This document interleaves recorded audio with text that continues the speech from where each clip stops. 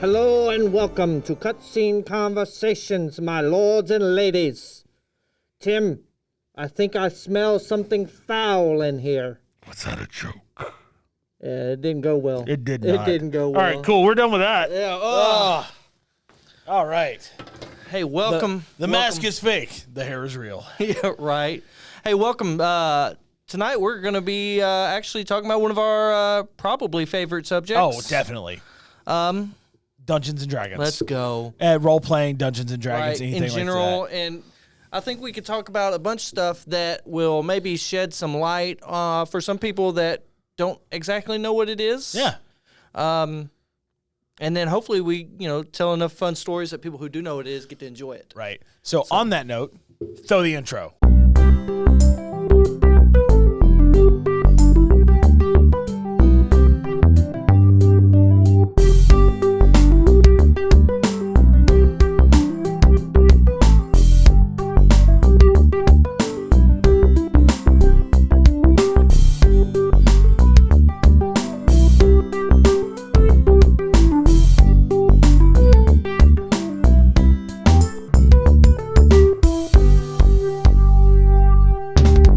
Do you know what Dungeons and Dragons is? Absolutely. Yeah. Okay, I like this. Okay. Stranger Things. Okay. And Big Bang Theory, TV shows. Do you know what Dungeons and Dragons is? Role-playing game, right? That's a game. It's a board game. Okay. Do y'all know what Dungeons and Dragons is? Absolutely. It's D&D. If Pastor Todd was in that game, what do you think he would be? The dungeon. I don't think you can be the dungeon. What's it called? One of the tree people? That or a giant? It's the hype, man. What can I say? A giant because he's so tall. He is 6'4". Oh wait, Yeah. I think he'd be a dragon A dragon? Why would he be a dragon? because he's tall like a dragon, and I feel like he'd just like. Wait, he just speaks, like a dragon would like blow by. Dragons speak. He'd be a wizard, like a tall wizard. It's the hype, man. It's the hype. Welcome back. We're going to get started with Dad Joke and Random Facts. You want to go first? You want me to go first? I'll go first this week. Having to pull out the old notes. Oh, you got to. Do you want me to get them wrong? They're not facts if they're wrong. They're opinions. Right. All right, first fact. The odds of getting a royal flush are exactly 1 in 649,740. Is that like on first draw with no discard? I just Ooh, follow-up question. Yeah. You always ruin my facts with follow-ups, don't you? All right, here you go. If you drive south from Detroit, Yep. you'll hit Canada. Yes. I was like, what? So I've been there. That's true. You're like a world traveler. Can you explain why that is then, since you've been there? And because the way that Canada owns land, it hooks in, and Detroit's Michigan. Michigan comes around like this. okay, So Michigan's the glove. yeah, Yeah. So it goes this way. Canada's this way. yep, Drive south. nice, good job, Tim. The speed of a computer mouse is measured in Dots per inch. Mickeys. No way. They're called Mickeys. That's stupid. It is stupid. Yay. I mean, it's stupid, but it's also humorous. I thought it was DPI. I mean, probably modern, yeah. But they didn't do dots per minute probably 20 years Dots ago. per minute. Is that what? That's what I guess. Dots per inch. Whatever. DPM. So I have a Halloween-ish, All right. right? Dad joke here. What does a vampire take when he's sick? You may have got this in the pre-show stuff. I didn't hear it. Okay. What does he take? Okay. I can't let you think on it too long. I don't know what. A coffin drop. Oh my gosh. Oh my gosh. Thank you, Millington YMCA. Really? saw Again? that this morning on the board. Oh, it wasn't my even like a goodness. pull out. It was on the board. Oh, there you go.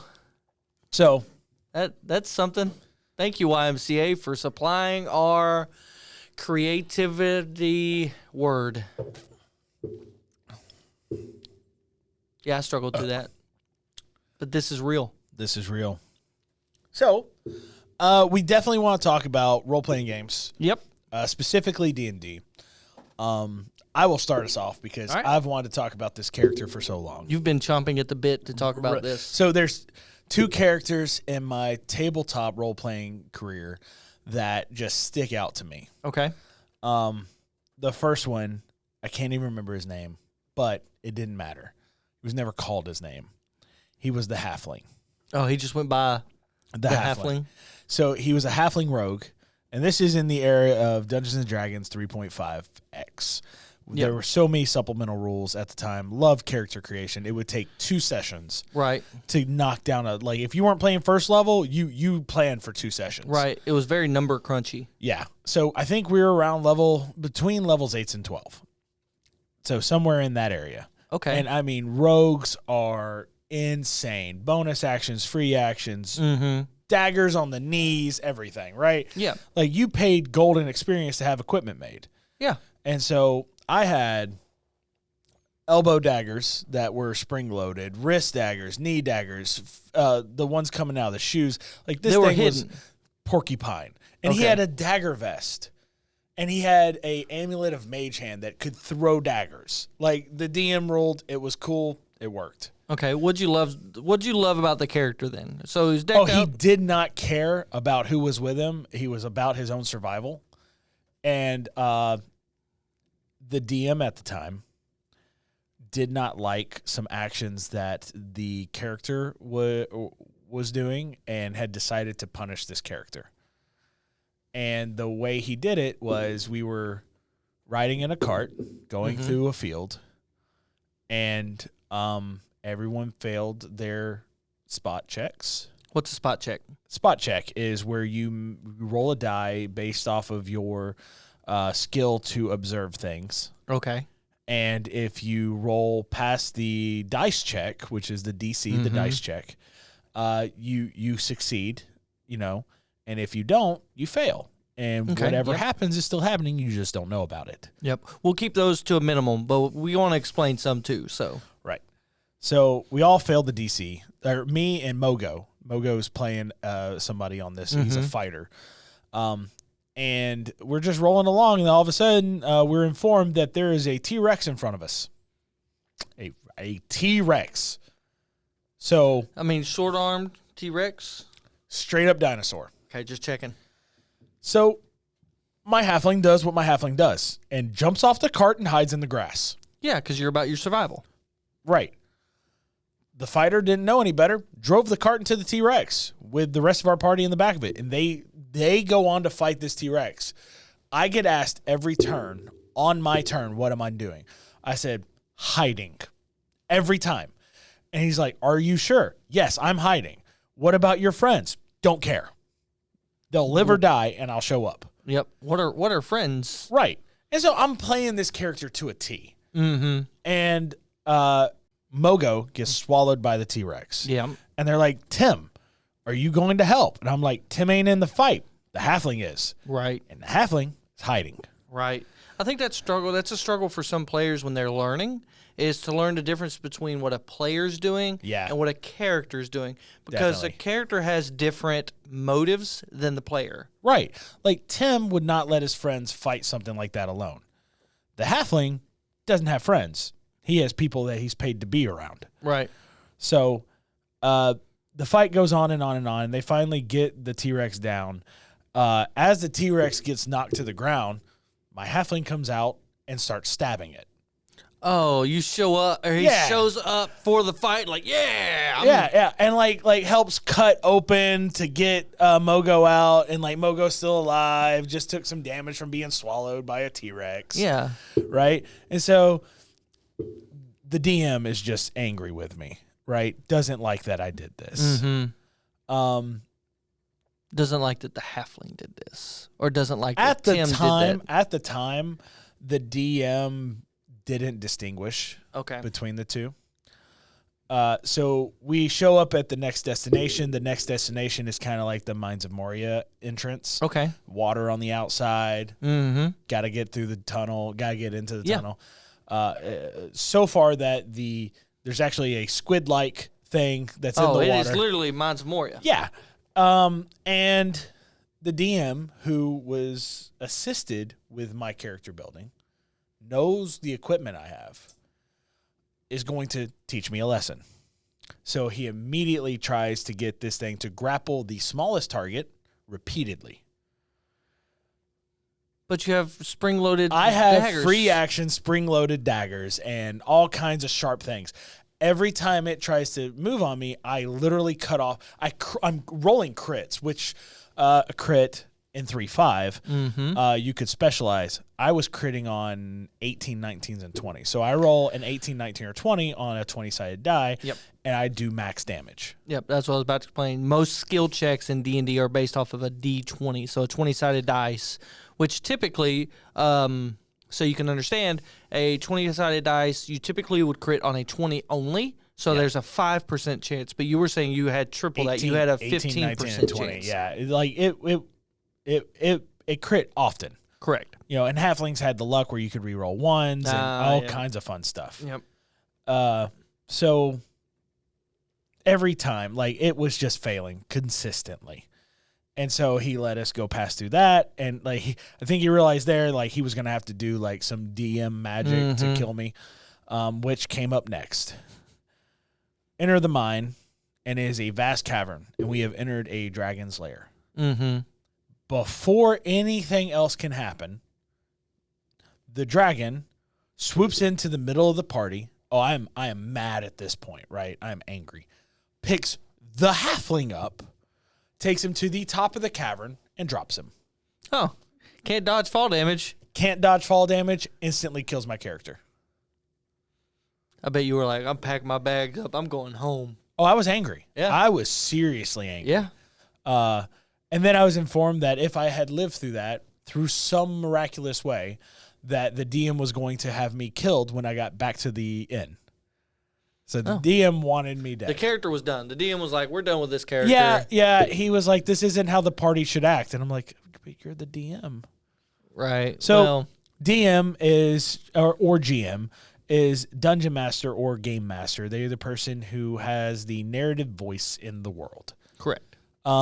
There are good DMs, there are bad DMs, there are mediocre DMs. Well, there's not only that, you've got good and bad. There's also different styles of games, which will lead in kind of to my character, right? Right. I'm going to talk about a character named Borak. Borak came from a unique place. I had been playing a character that was a human male, and he was very generic. And if you know the way I play, typically I end up creating very unique, and I also end up playing jerk characters. Like, that's just typically like they're for the party, but they're typically kind of arrogant. Yeah.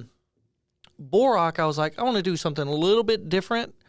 As a player, I had totally different reasons for creating the character, and the way I did, I might have done it in a way to make one of the other players feel uncomfortable. Maybe had something to do with it. But the main attributes of Borak, he was a dwarven wizard. Everything was off the cuff. Like, I kept making up, and I would state things in the game that I had no right to state existed, but I'd state them with confidence, and the DM was like, all right, we'll just add it in. We'll just add it in. Oh, that's cool. So I just kept adding, like, that my tower in the mountains. Nowhere was it communicated that he would have a tower in the mountains. Right, but I just owned it. So one of the things, that's great, right? Speaking it into existence. Really, realistically, that's what I was doing. And what was unique about him was, I specifically gave him a voice. Yeah, you did. And I had to get into character. I would sit there. I'd be like, and I'd let my voice get higher and higher. And I don't even know if I could do it anymore. His catchphrase was, "It's common knowledge," but he'd be like, "It's common knowledge," and it was very obnoxious. And he talked like that, like everyone around him should know what he knows.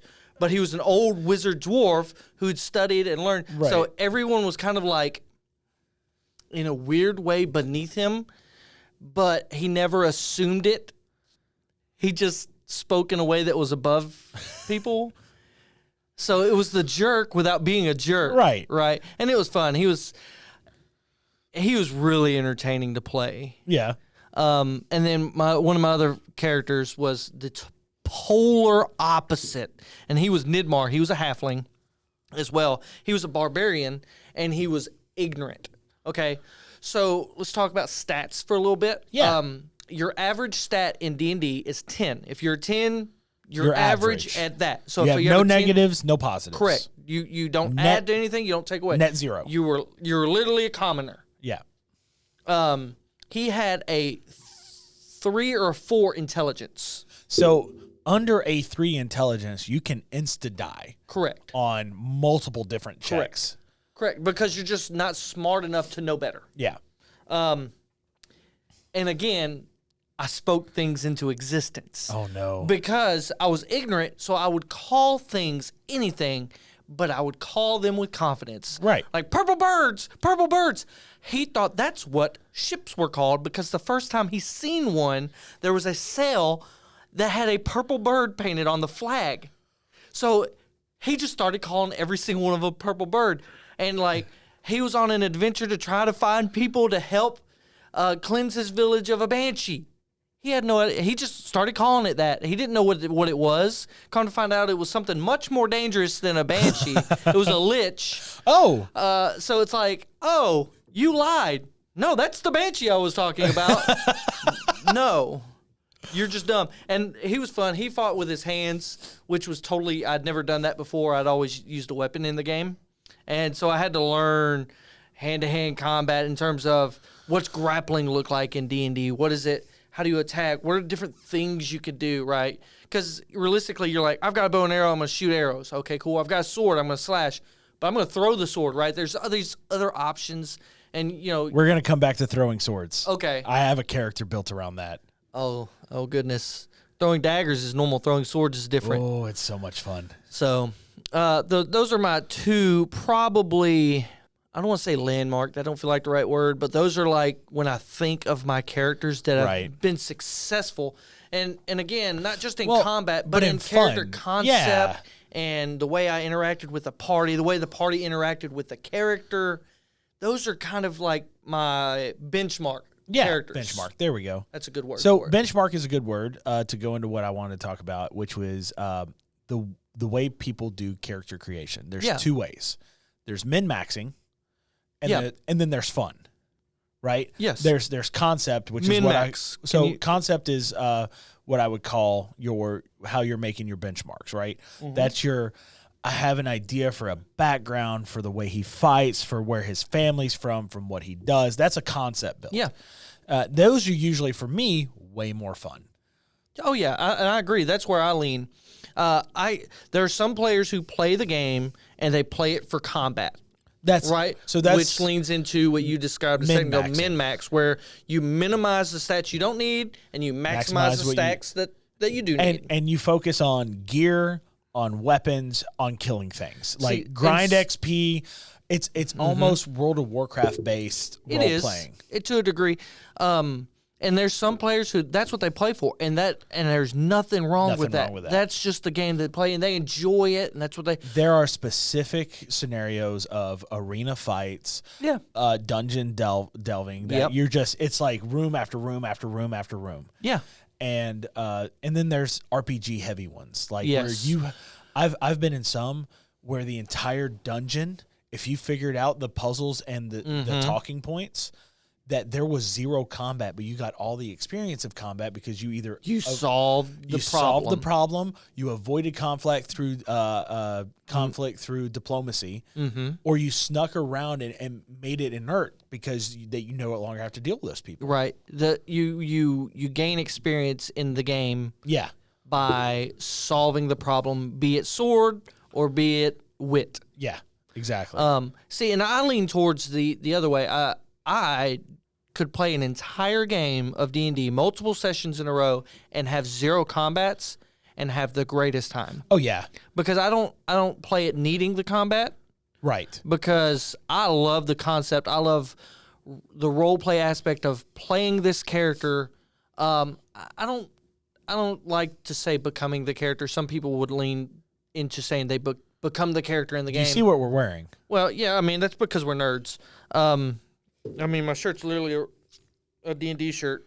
Thanks, Rebecca, by the way. Some people play the character or become the character. Right. That's where I was at. Some people become the character. That's a little bit step too far for my comfort in terms of playing, but I love the acting, all the letting go and say, what would this person do with these background, with this story? It's a step in empathy. Yep. It's a step in sympathy. Like it's if you allow it. yeah. But if you don't play that game, I don't think you ever experience that. No, definitely not. But then there's also a danger side where you can go the other way. Oh yeah. So you could become bitter and hateful, and that can be expressed in game too. Yes, it can. So, so I want to talk. We talked about sword throwing. yep. These are just some of the adventures you can have. I made a fighter. Okay. Don't remember if it was the cursed 4th edition or maybe 5th edition. Mm-hmm. But Gil, my buddy Gil, and I Throwback. were playing an online. I think it was during COVID. Mm-hmm. We found an online group with an online table where we could move pieces and stuff. And we played with a couple people out in New York.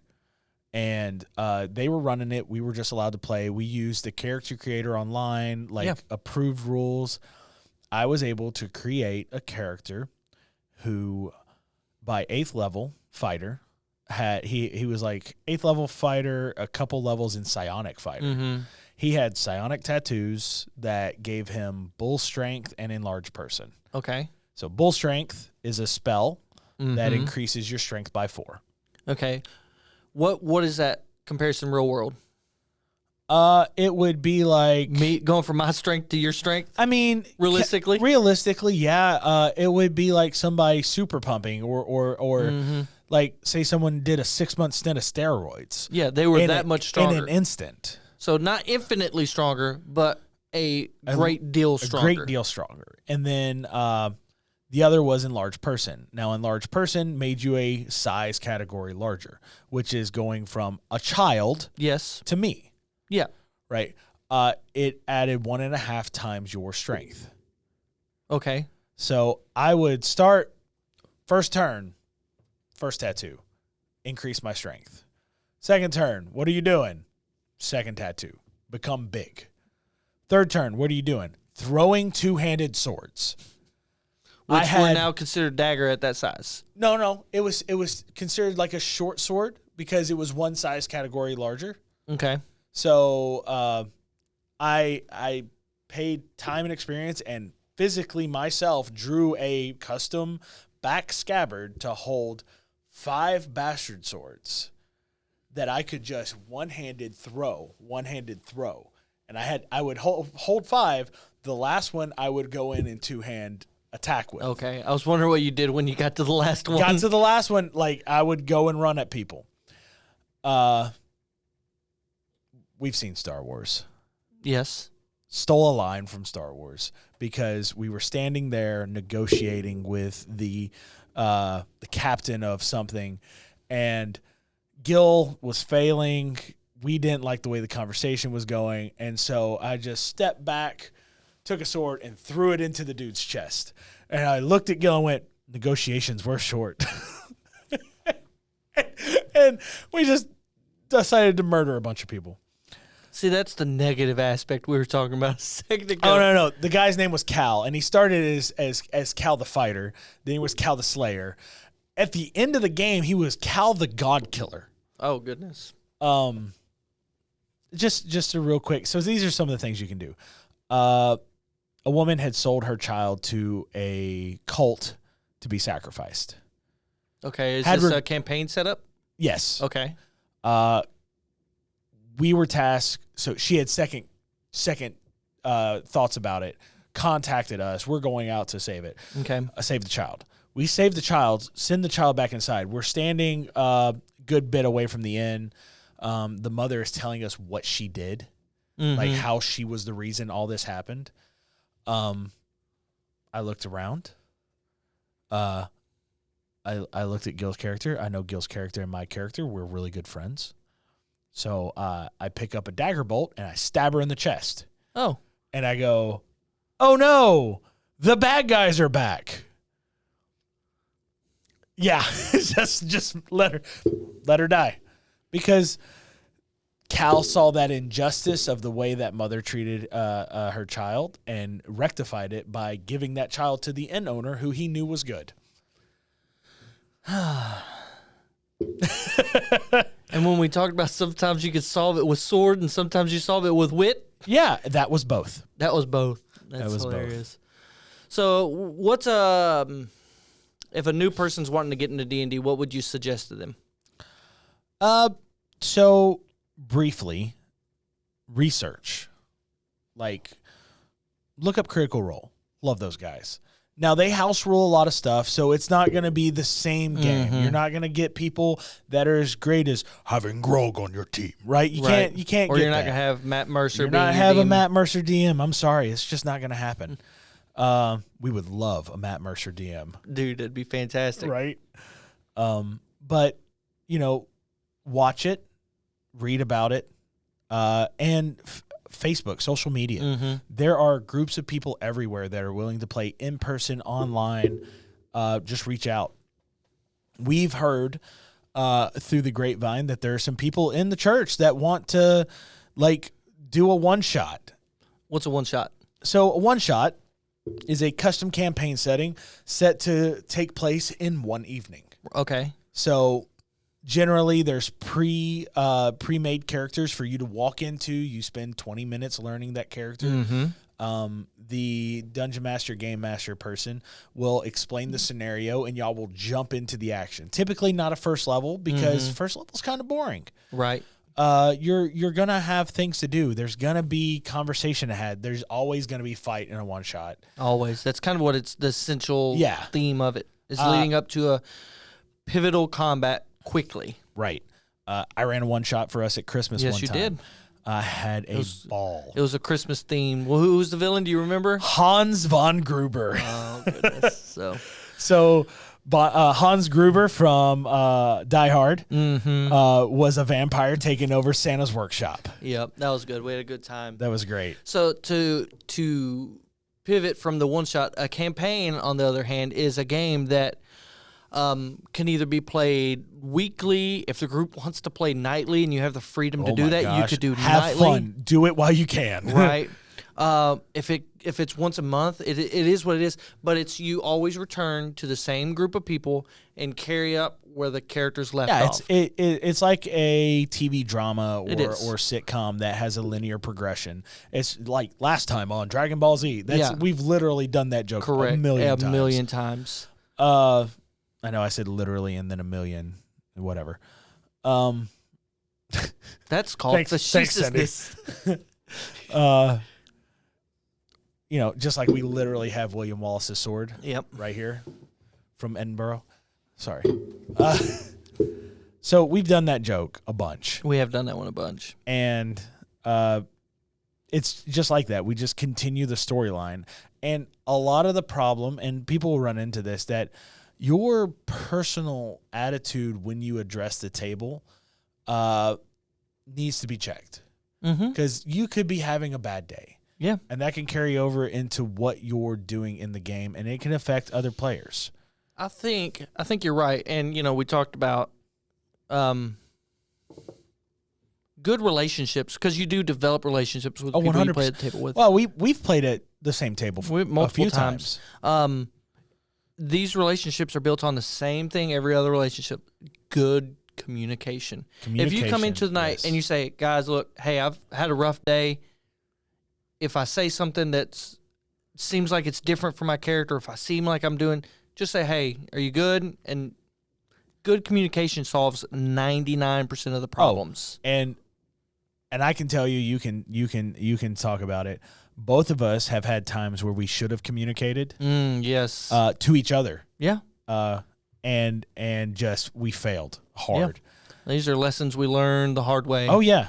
I mean, I know one time I was in pain I was having a gout attack.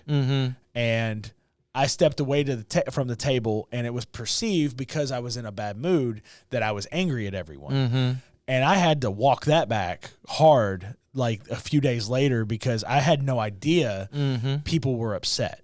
Yeah. And it was a failure on my part because I didn't say anything. Yeah. And it's, again, the good communication solves 99% of the Oh, problems. yeah. For me, the one thing I would always suggest to a new player specifically is don't seek to know everything. Oh, my Lord. But seek to know your character. Yes. Know what your character has. Know your character's reasons for doing what they're doing. You don't have to spend a lot of time. You could, as long as you spent 20 minutes and you kind of have a firm grasp on why this fighter is left his hometown. That's all you need. So, following suggestions for first players. If you're someone that just wants to jump in and try it out, not something like, yeah, I'm really going to do this.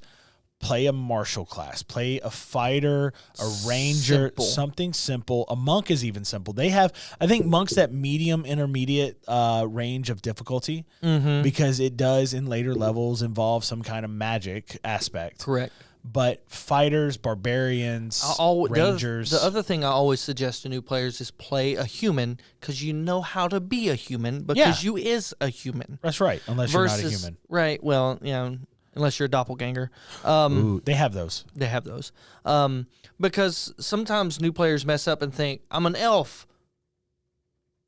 But there is a little bit of a difference, right? Elves aren't humans, so their social hierarchy's different. The way they're raised because they live so much longer. What they're concerned with. Right. So I always steer new players towards human because you know how to play one. Well, and like great concept on that is being at a shop and seeing that a shopkeeper is charging too much for something, and you get upset, and you as an elf might go, no, you'll be dead. Yeah. Right. Like I'll outlive you 3 times. Right. You'll be dead in 20 years, old man, and I'll still be middle aged. Right. And an elf wouldn't concern himself with something as mundane as that, given their lifespan. Their point of view is drastically different. Yes. And a dwarf's is. Right, yeah. Like, what's important to a dwarf? Yeah, exactly. Family. Big time. Big time. All right. Well, I've enjoyed talking about D&D. I love it. Like, we can talk about this for hours. Right, for sure.